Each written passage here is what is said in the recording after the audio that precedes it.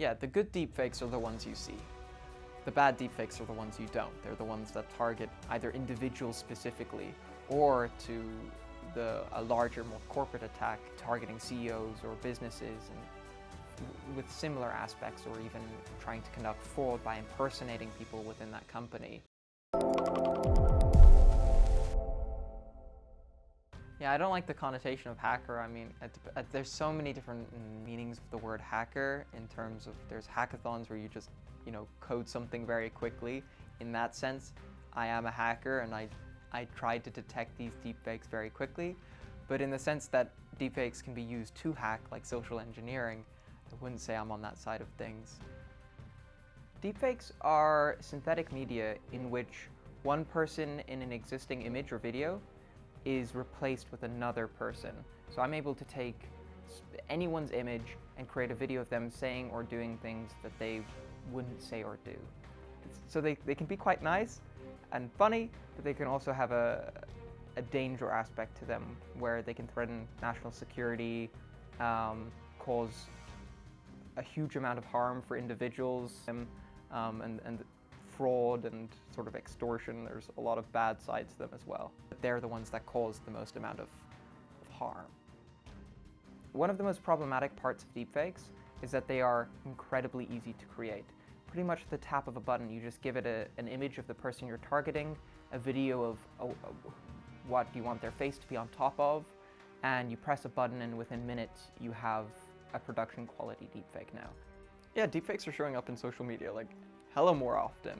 I think on TikTok alone, the deepfake hashtag has 500 million views in total. And those are the only the videos that have been tagged as deepfakes.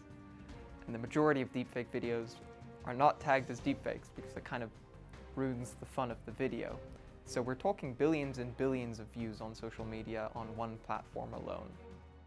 So deepfake detection has been around for a long time.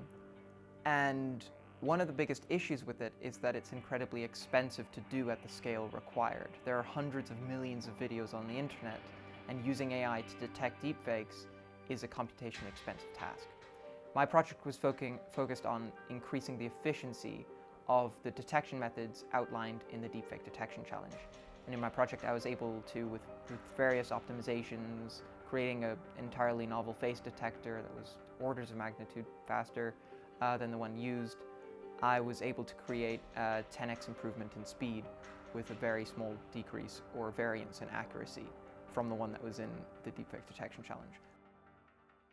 Quite often there's a trade-off between speed and accuracy, but I managed to create a method of optimization that didn't have that trade-off just after I won the Young Scientist, and I won the hackathon doing that. Yeah, so the technique is Photoplethysmography, which just means the light of the blood and graphing it. Every time your face receives a pulse of blood, it changes in the green or red hues slightly, and you're able to track that over time in a video. It's unnoticeable, but by just looking them with the face, but you can do it with math.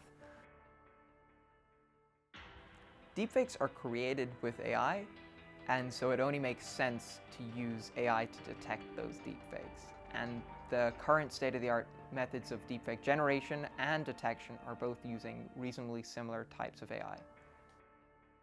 I've had conversations with the CEO of numerous companies that are trying to detect these deepfakes, and they've built models in their lab environments that are capable of detecting them.